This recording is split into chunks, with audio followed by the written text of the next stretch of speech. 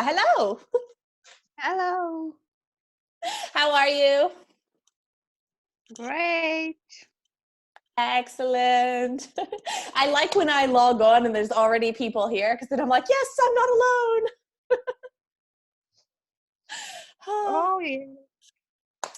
I think my brain is just done for the day. Oh. I'm just tired, you know. Hello, Tanya. Oh yes, hello. Tanya, I just interviewed Ursan. I think I'm pronouncing that right, maybe. He did very well. He was very lovely. So hopefully he will, hopefully he'll get a contract tomorrow. Hi, Gabriel. Hi, Kelly. Did you just mute your mic to tell someone to shush? Yeah, to be quiet.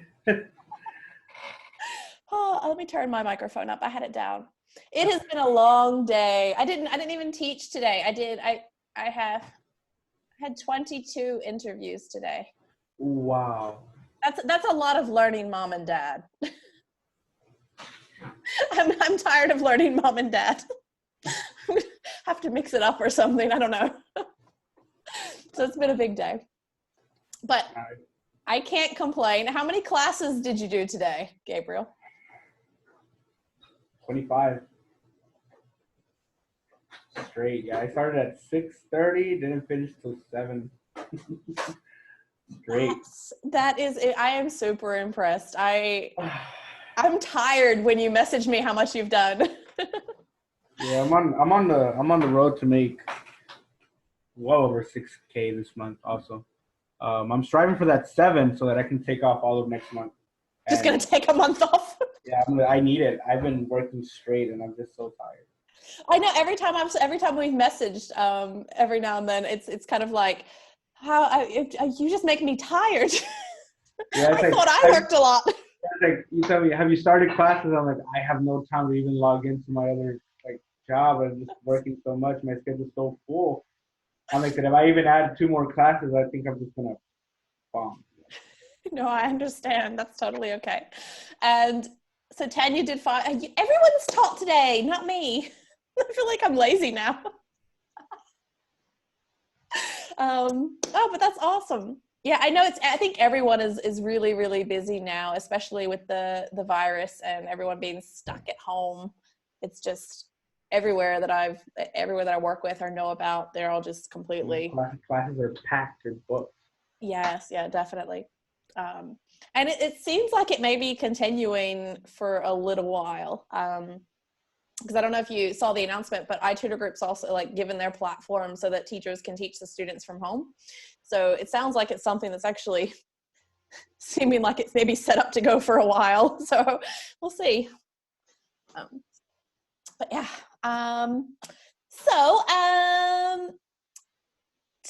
Tamara, I want to know how your classes went because I haven't spoken to you since you've taught.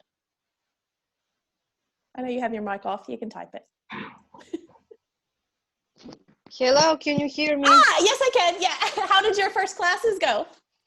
Oh, it was great.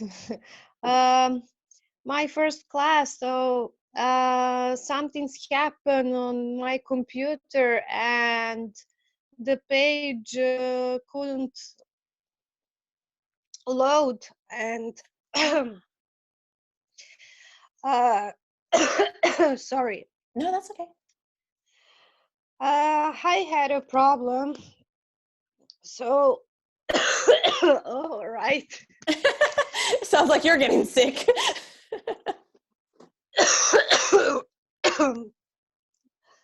And my first class didn't happen really, actually. Okay. So it happened next day, and it was okay, really. Awesome. Did you have kids or adults? Oh, adults, more adults, and I think 6 students. Wow. Awesome. So excellent. Well, that's a really good start. If your first class has 6 adults in it, And you can Oh, survive yes. it, doing pretty well. And another class, 6 students, and Awesome. one kid slept on my class, so I couldn't wake him up. Oh no. So it was really hard for me, but Yeah. I've had that happen before. I never believed that it happened until it did. A kid falling asleep in my class. I had this one little boy, and I always taught him. This was before the regulations about kids taking classes later, but he always took my class. He was like 5 years old and took my class at like 9:30 at night his time. And for like 4 classes in a row, he'd fall asleep around the 13-minute mark. And I'm just like, just kept teaching in hopes that maybe he would pick something up in his sleep. it was scary. I called him, but no, he slept. Yeah, these poor kids are so tired sometimes though. Like you kind of, yeah. Gabriel's like, yeah. they take so many classes. Yeah, that usually their days are very, very long. So I'm not surprised that it happens, but it does. I just keep teaching if I can. Yes, of course. But no, I'm glad you had your first classes. That's exciting. Awesome. Yes. Excellent. Okay, so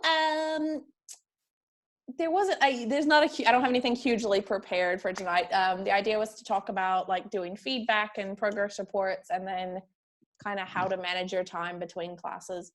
And I know that you all can kind of help out with in telling me, what you do in your feedback. And it'll even be good to hear from Gabriel too, because Gabriel does a lot of his classes with another company. So it'll actually be good to kind of get some different perspectives of how you can manage your feedback, especially since he does crazy amounts of classes back to back. So I'm sure he has some secret to getting feedback done quickly, or else he'd be there for like 24 hours just doing feedback. Shaking his head like, yeah. So feedback is different between, a big problem is, yes, that's a good one. So yeah, I'll talk about that one as well, the students not being at the appropriate level. So there are differences in between companies and feedback, and there's differences between how different teachers do feedback as well. For example, when I work with my other companies, I tend to do longer feedback because it's kind of expected. Whereas with iTutorGroup, it's not really an expectation that you do anything crazy. So my feedback for iTutorGroup is like 2, maybe 3 sentences. And it usually is, so lovely to beat Bao Bao today. He did very good at reading, needs to work on pronouncing X word. Hope to see him again soon. That's my feedback every time. Just something to that extent. I personalize it, of course, but I don't write very long. But whereas other companies, I might go a little bit more into depth. Gabriel, what do you write in your feedback? Because I know you do tons of back-to-back. So what does your feedback look like? Yeah, so a lot of the students that I teach are regulars with my other company. So yeah. I kind of already know what it is that I'm going to be working on. So some of them I have templates that I use. But one thing that I do use is I use voice to text. Good. So that's while I'm trying to prepare something else, I'm allowing the computer to just type what I'm saying, and super quick. That's the same thing, 5 sentences at the most. Yeah. It was nice to see him today. I use this reward. They need to work on this. Hope to see him again soon. That's it. Concise, and parents appreciate that. A lot of parents, from my expectation, and from my experience, don't have a lot of. They don't really know how to even speak English at times. So sometimes they might use like some kind of like translation software. So if you're trying to write this huge, feedback template back to the parents, it's going to translate horribly. So 5 sentences, how well they did, what they need to improve on, and that's it. And parents appreciate that. They actually give you good ratings that way versus if you're writing something super, super long, they sometimes will get lost in translation and get frustrated, and then that's how bad ratings. Yeah, no, I do agree with that. I think, a lot of times parents, or even like for iTutorGroup, adult students, they don't want to read something super long. It's really needs to be, I think, to the point for the most part. So yeah, that's for both companies, I do the same thing. I have my little templates that I use and it works really, really well. But I like the idea actually of voice to text. I didn't think about that one. I have heard of people using it, but I've never actually. Oh, it works like a charm. Because you could be doing other things, you're getting ready for another class, and you're just talking, like, you know, basically what you remember. Oh, it was great to meet James today. He did very well speaking in complete sentences. He does need to work on the words about, began, and that's it, period. Thank you for a great class today. I hope to see you again soon, period. Boom. You click enter, send it up. You know, and you do that subconsciously, so you can be working on other things in the background, and that thing's typing on its own. Yeah. That is pretty good, actually. I like that level of multitasking. Speak while doing something else and it's covered. I like that. I need to, and I only have like 4 minutes in between classes to get things done, go to the restroom, get some coffee. Yeah, you don't want to waste those minutes on feedback. And I think everyone's kind of the same. Like, if you're doing long stretches, it's even if you're just doing a few back to back, you typically want that few minutes to just. And it's gotten crazy to the point where now I use Bluetooth headset. I can be talking while I go get something, you know, so I'll leave the computer just typing and I'll be talking while I'm getting stuff and then come back. And if there's a couple of minor pronunciation errors, I'll just fix it overall. It's what I said. Yeah, so. Yeah. That's how I'm able to work 12 hours a day, every day, you know, without all these feedbacks piling up on me. And then at the end of the day, I have like 15 students to do it. I can't do that. I'm going to have to sleep. Get ready for the next day. No, I completely agree with that. I think that would be impossible. But I like the level of multitasking that you're actually in another room still doing your feedback. Yeah. So that's pretty good. I like that idea. I like that you mentioned that as well, because I think that'll help people. The voice to text is a really good idea for sure. And I didn't even think about that. One thing I did want to mention, because I know I do this a lot with like my VIPKID feedback, is I do a lot of copy and paste. And with iTutorGroup, it doesn't actually let you copy and paste. So there is an extension. If you haven't heard of it, it is not the most PC name, but it's called Don't Fuck with Paste. Pardon the language. But that is actually the name of it. It's not just me making something up or trying to be rude. But it is a good extension. So if you do want to use like templates or something for feedback for iTutorGroup or for anything that doesn't let you copy and paste, you can just download that extension to Chrome and it'll kind of override that so you can copy and paste. I learned that. I'll put that in the group chat as well so you can find it if you need to. So that was something I actually learned from it's one of our teachers who uses like one of the feedback programs like Feedback Panda or. I use Feedback Panda too, yeah. Yeah. So if you do use that, or if you decide to use it for iTutor, it might help you as well, or it might help you with other programs too. So I learned about that one and I was like, oh, that's a really clever one actually. It saves so much time if you can have a template and just paste it in rather than having to always, go through that. Okay, so I do have 2 questions in the chat. I'll cover them. Yeah, we'll cover them now. Okay, so a big problem when students are not at the appropriate level. I like having Gabriel here because I know you've taught like a million classes, so you can be like the go-to person I can ask all these things to get other opinions. I love this. Okay, so yeah, Tanya wanted to talk about when students aren't really at the right level, and I know with all of your classes, you probably have had at least some regulars who may not quite be on level. How do you kind of, I guess, move your lesson around? So you take the objective of the lesson and make sure that you cover that for the student.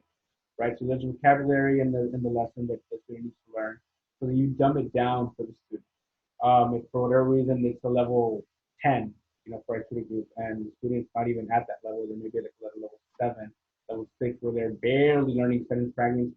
Then what I would do is, if they're supposed to be reading a certain sentence or a story, I take the main idea of that, that story, the main idea of the definition, write them down, have the student repeat it. And then, of course, send, in the chat box, or send, to the schedulers or whoever it is, that the student is not at the appropriate level, please go ahead and change them. It takes normally a couple of tries. Once they start seeing that the student is struggling, they will change them. But in the meantime, you don't want the student to just be there struggling. You want them to take something positive away from the lesson. So even if they learn 4 or 5 words, maybe even learn to just say 1 sentence or 2, it's well worth their time. It's better than them just sitting there struggling with something that they don't know how to do. So just dumb it down, make it a lot easier. If it's some long sentences, you say them, have them parrot it back, and I mean, they'll take something away from it. That's a lot better than them just struggling with the lesson, or you trying to adjust them to the lesson, adjust the lesson. Yes, yes. No, I completely agree with that. I think that's the same across anywhere. If a student just, you can't change the lesson material that you're given, like if you're given a class, like right then. So you kind of have to adapt to that student. So yeah, particularly with probably iTutor, probably more than VIPKID, is that you don't have to cover everything. No one cares if you cover all of the slides in a lesson, or if you touch on everything on the slide, or whatever. You can literally, spend the class teaching the vocabulary if you really need to. I mean, ideally, yes, you do want to get through the lesson, but you more so want to make sure that the student is getting something from it. So, if you spend an entire slide making sure the student is comfortable with 4 vocabulary words and that's what they leave with and they're happy, that's fine. It's all about the student experience in life. Making it fun for the students so that they're not overwhelmed. I mean, they're not in here to be overwhelmed and feel like, oh, I don't know what to do. Make the student comfortable, make them smile, make them laugh, make them have a good time. That's how you boost up your ratings, and that's how you become a popular teacher overall. Yes, 100%, 100%. I love having you here. I'll let you run these. This is good. You got to start staying up more often to come to these. Just add it. It's like your 13th hour of teaching. Get to coach other teachers. No, I completely agree. It is, especially with us, student experience is, as you know, it's all based on ratings, like you just said. So if the student is having a good class, they're not going to care exactly what you covered. If they're happy and they feel like they've learned something, they've laughed, they've enjoyed class, you're going to get good ratings and going to be a popular teacher, like you said. So I think that's, perfect. Okay, so we talked about the being on the wrong side of the level. What if they're above level? What do you do?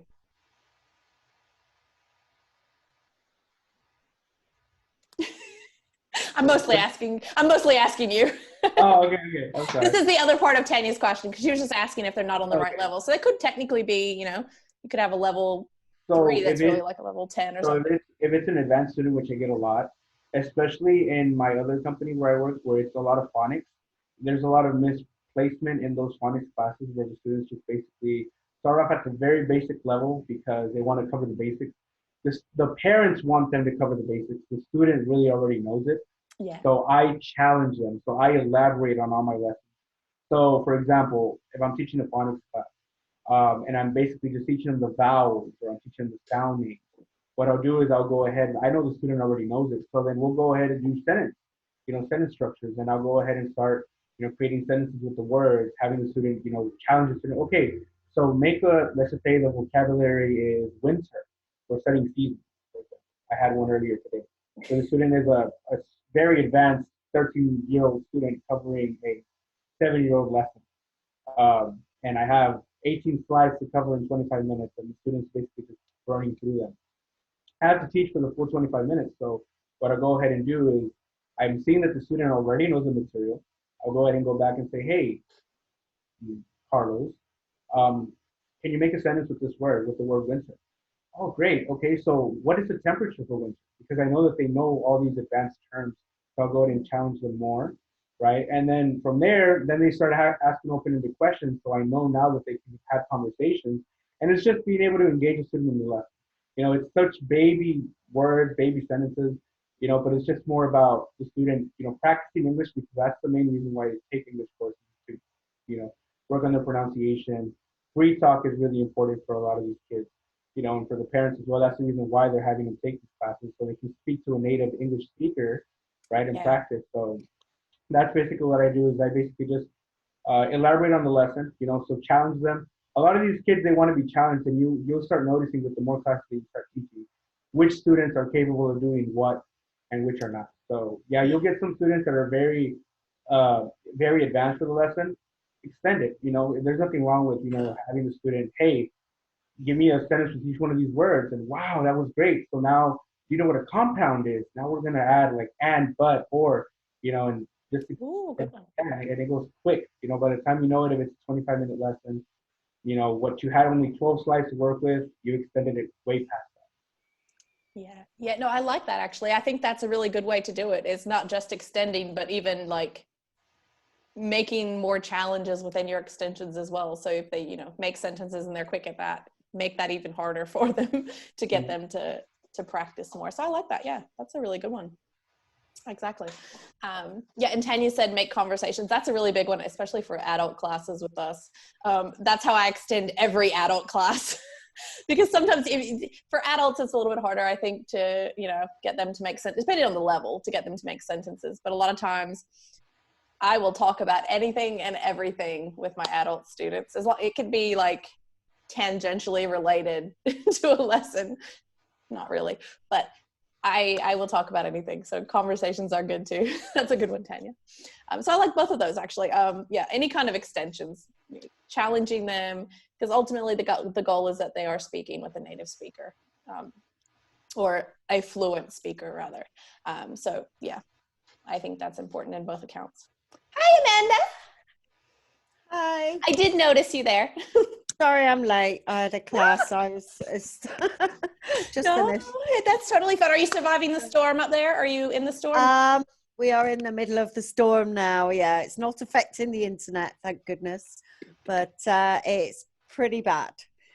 Not good at all. So I've heard lots of bits and pieces about it. So I was wondering if any of my UK teachers were going to make it tonight. Yeah, well, my daughter's in Dublin. She flew to Dublin yesterday and she's supposed to fly back tomorrow, but all the flights are cancelled today. So I don't expect her to get back tomorrow. So don't know. Well, it's probably, it's safer to not be in the air then. It's fine. It can just be delayed. Rather be delayed and on the ground than. Yeah, exactly. Yeah. Oh. No, very, very good to see you. We did talk a little bit about progress reports, but now we're just kind of doing some questions. Okay. And Tamara said, when there's 6 students and they're noisy, that one's actually a pretty easy fix. So if they're adults, you can ask them to be quiet tactfully. But what I typically do is you can either turn off their microphone, which can be problematic because I can just turn it back on, or you can actually click on their microphone and just turn their volume all the way down. Okay. And they can't adjust that. So if you are in the classroom and you have your list of adults on the side, there's a microphone, and if you can actually just click and put their volume all the way down.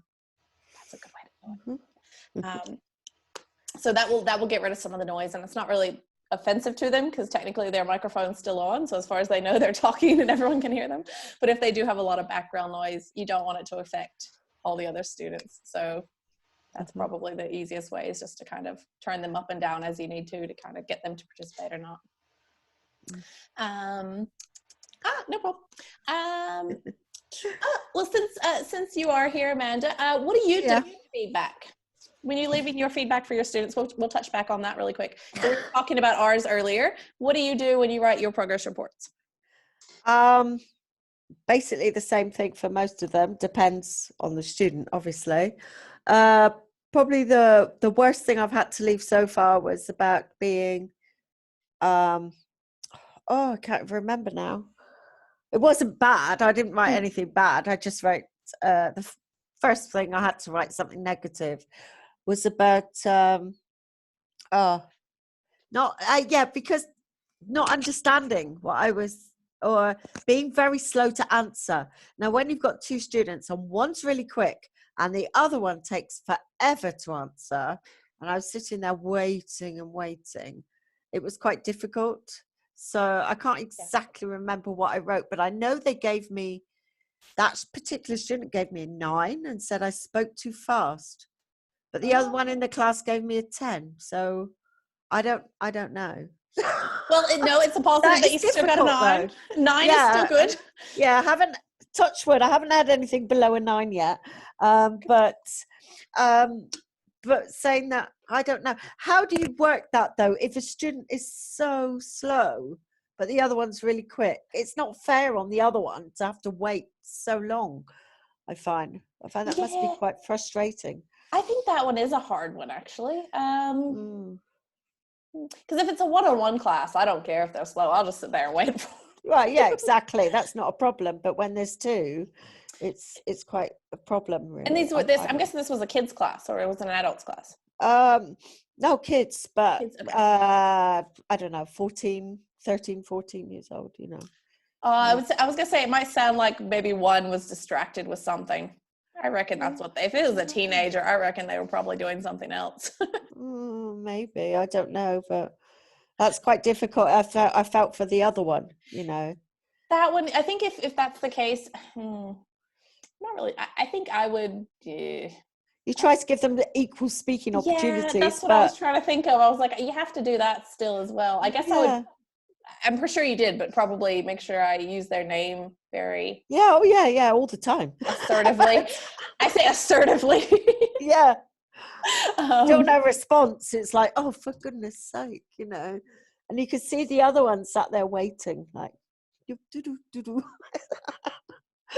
So well, yeah. I would I'd be patient with it to an extent, but if it was like really that slow where I'm sitting there waiting for an extended period of time, I would just be like, okay, so Amanda, what do you think about this? If you don't answer after a little while, okay, tomorrow, what do you think about this? Give the other one a chance to speak, and then maybe come back to the other one. So maybe just alternate back and forth, give them plenty of time to think if you need to, so that's not an issue. But I mean, if it is something like the kids over there, like the teenagers over there on his phone, then it's not something that's probably going to help them. I couldn't see him doing anything, but it was just, it was just like, it might have just been, some of them seem to be quite different levels. Even if they're classed as the same level, they still seem to be very different in their abilities. I think that happens a lot. You do get, even though we have a lot of levels, and this happens, I think, again, with any company or with anything, you get students kind of on both ends of the level. You can have a level, whatever, that knows the bare minimum to be in that level, like the bare minimum, or maybe have just come that like fumbled their way through to that level and may not even have the ability to be there. So what would you write in a progress report, or everyone, for a student like that? It's hard what to write because you can't be too negative, but you can't say he needs to hurry up. I'm sure Gabriel's laughing. I'm sure you've had it before. What do you put for like feedback like that? I sandwich it in. So I put, I address what needs to be addressed right in the middle, and then I cover it up, I cream it up with some nice thoughts at the very end.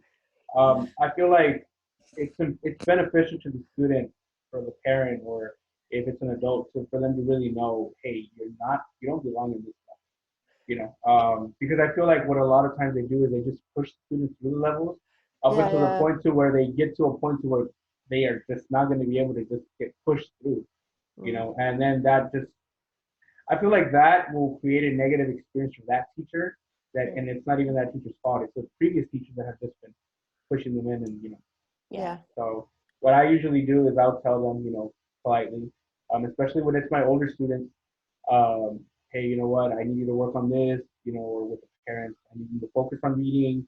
There are these additional courses they can take, or I'll message, with my other company, we have something called a learning partner, which is what schedules them and places them in their levels. And I'll be every class messaging them, hey, this person doesn't belong at this level. After a certain amount of time, they usually get it, and they'll move them around. So yeah, but I guess that would be the same thing here with HeyTutorGroup, is if the student really is struggling, you've noticed on feedback that, hey, the student struggles a lot, kindly tell them, I would recommend this level for you because it'll be more beneficial for you to build up on this and this. And give them a list, things. And, But when he did answer, he was good. But it was just waiting for him to start. It was like, have you heard me say your name again? But I know some of them are pushed through. I've had that in school, where kids are just pushed through because looks good for the boss anyway. The kids are doing really well, but okay. That one is a hard one though, because you don't really know if the kid is actually struggling, like with comprehension or with sentence formation or things like that, or whether they're just distracted and you can't see it, or they just don't click with the instructor. I feel like here, when it's not, where they get all these different kind of consultants, it's kind of hard for them to find a certain style that they like. I mean, I guess there's other companies where they can, keep the same teacher over and over again, and they develop that relationship. Here they might like the previous teacher that they had. Oh, this teacher's great. Yes, they simplify it for me. They really know how to level up the level for them. And then they get another teacher that just plainly isn't like that, and they totally bomb. A different accent as well, because me being British, if they've only had American teachers, I teaching can styles, understand all that. Yeah, teaching styles as well. So okay, there was something else I was going to ask, and I can't remember now. That's actually a really good point too about the accents. I think that is a bit of a challenge for some students too, because we do have, and I think teachers.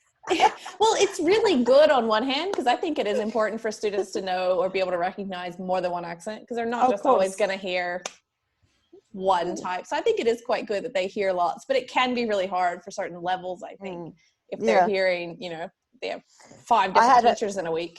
I had a problem with a lesson the other day and had to ask on Facebook about idioms, because I had absolutely no idea what these idioms were. I was like, what? I did see that. Yeah, never heard of them. I was like, well, somebody else had already answered you, but I saw them. And I'm like, why do you have trouble? I know what all those are. What are you talking about? Yeah, they're not used here. They're all to do with American games, I think, aren't they? Yeah, I think they were. I can't remember what all the ones you wrote were, but I looked through them and I'm like, well, those are easy. What are you having trouble with? Yeah, exactly. I know. It's a very good. I've learned that as well, because I get like adult students asking me like, what does this idiom mean? And it's usually like a UK one, and I'm like, no idea. Well, there you go. I had no idea. It was all to do with like baseball idioms or something like that, American football, and I thought, I have no idea what these are. Never heard of them. So they must be American, because I'd know that if it was British. So yeah. That's the thing, is a lot of the lessons, majority of the lessons are all written in American English. There are some actually that I've seen that have more of the like British spellings or things like that too. So yes, I have seen one British spelling, because I do get quite irritated with the American spellings. I'm sorry for you Americans, but it's like, should be a U in there. But yeah, okay. You should see how I go now. My typing is off, because I grew up in the US, but I've lived in Australia. So some words I spell, some words I spell differently. I have that problem on Cambly, because every time I spell something on Cambly, like in the chat box, it comes up with a red line underneath, and I'm going, why is that wrong? Why is that wrong? And then I realize, it's American. It's not really. They're American, and they underline anything I write in English. So. Oh, well. That's fine. Did you think of your other question? You said you had another question. Yeah, no, I can't think. Okay. No, that's okay. Sorry. That's okay. I think you did bring up a good point though about the negative feedback. So my other question, and this is, I'm curious as more of a poll here, I guess. How honest are you in feedback? Like on a scale of 1 to 10? What, one being dishonest? One being like sugarcoat everything. Like, this is a wonderful student, even if they were a little. Probably for me about 4. I don't know about everyone else. What about you, Gabriel? Yeah, I mean, like I said, I usually do the sandwich method. So if there's something wrong with the student, I will mention it. But I try to keep. Most of my feedback is very positive. But again, because in my other company, we work off rebookings from the parents. It's not like they system books for you. So I have to be very positive, much as possible. But I mean, I do try to address issues that are serious issues. Especially when it comes to, like I said, pronunciations or simply like the student should not even be there. I mean, I'll address it. Yeah. I think most people, Tanya, now I'm very honest. I wasn't in the beginning. I like that. Everyone has a different approach to this. So some people are like completely on the end of, everything has to be positive. On the other end, it's everything has to be super honest. So what do you do, Kelly? It depends on the company and the day. usually I'm kind of where you and Gabriel are. I think I try to be more positive than not. If something is really wrong, like something Like I will tell them, you know, they need to work on something because that's just how I write my feedback anyway. But I tend to be nicer, especially to the kids. I think in all of my teaching, all of my classes, I've given 4 stars like twice, and it was to the same kid, and he was being an absolute little terror, and he fully deserved less than that. But I was very nice. But in the feedback for that one instance, I was brutally honest because I was over my limit of patience, which is very high. I am the most patient person in the world, but I was over it. He was like playing a video game. I mean, to the point that I could hear the music on the computer, so I knew exactly what he was, because I could even recognize the music. I'm like, you are playing a video game. This was like a 10-year-old, very like fairly lower level. And he would parrot me from time to time, and that was about all I was getting. And I was just getting so like I would just sit there and just wait until he finally realized that the teacher stopped talking.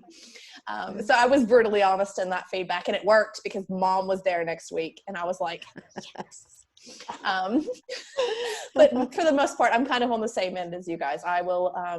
I'm usually super positive, but if something's wrong, I'll kind of sandwich it in between some nice things and let them know that something needs to be worked on. But I think both approaches are fine. I mean, probably with... What about something else was the star thing you just mentioned. Now, it says if I've got a 16-year-old and it comes up it's mandatory to use stars, I'm like... So I just have a joke with them and go, you like stars, you're never too old for stars, you know. I try to do that. I do that too, yeah. If I have teenagers, especially like I've taught some level 11, level 12s, and their English was just as good as mine, and I'm like, I'm giving you stars. I'm just making a joke. I'm like, yes, we got stars, we're doing awesome, like something silly. Or sometimes if I don't even give them throughout the lesson, at the end I'll be like, yes, you got 5 stars, click, click, click, click, click. So I still make sure that they get them. They just don't necessarily get them evenly. Just that's because it's mandatory. I think, it's a shame really, because it could be a choice when they're older. They just laugh at me when I say, you're never too old for stars, and they just laugh. They think it's funny. So yeah, well, I do the same thing like with the adult classes. You have like the little applause things and the little things like that. I do those, and they have a good laugh when I'm like being a bit silly with them. So I think they enjoy it too. So it's just about having a bit of fun. There was one more thing. Oh, I heard the sound of message. Oh, the sound of messages that a kid would chat. Yeah, I've had that as well, where I hear the little ding. I'm like, quit dinging and listen to the lesson. Sometimes you can't really say much about that though. I mean, I do try. I'll ask them what they're doing and sometimes extend in that way. Like if I know that they're doing something that they shouldn't be doing. Oh, that's what I was going to say. I don't want to take up all the time, but the other day I had a boy, he was about 14, and the lesson was about music. And he just said, I don't like music. I'm sat there like, okay. Do your parents like music? No, they don't like music. Okay. So I was just like, so then I had to change the subject to talk about what he does like doing, because it was just impossible to do the lesson. He was not interested whatsoever. He just said, I'm not interested. I don't like music. And that was it. So what do you like doing then? I like playing video games. Okay. I don't know much about video games, so tell me about it. I think that's a brilliant approach. I mean, I've had, I think I've said before, I've had lessons where it's completely irrelevant to the student and just talk about something else. Like you can talk about anything for 25 or 45 minutes, really. So you really just have to practice your BSing to be. Yeah, exactly. So yeah, you will get that sometimes. I mean, because these, especially for iTutorGroup, probably more. Although with VIPKID Free Talk, I've had that as well, where some of those free talk lessons are nearly horrible. finished. Yeah, horrible. So yeah, you do have to kind of adapt as best you can to your student. We will get cut off in a few seconds, so thank you everybody for coming. Before we do get cut off. But yeah, so yeah, you have to adapt sometimes. If the lesson doesn't fit, I just don't even. They're not going to appreciate it if you try to follow it. So. Okay, I'll say bye-bye anyway. Okay, yeah, it's going to end very shortly. I'm so glad you all came, and Gabriel, I'm now ordering you to come to all of them. You're like, no, I'm sleeping next week. I'll try as best as I can. I don't mind. Well, when you have your month off, you have no excuse. Oh, yeah, I'll be here. Yes.